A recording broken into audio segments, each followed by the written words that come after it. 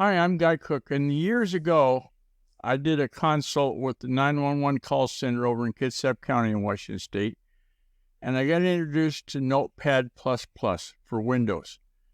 Great text editor, can't say anything bad about it. The idea came into my head, I wonder if I can install this on Linux Mint 21.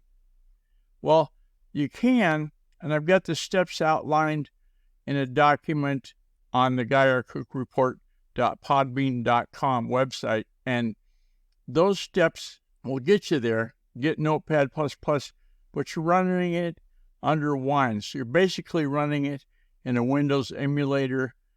I went back to the Linux text editor that I've got. But anyway, I've got that show note.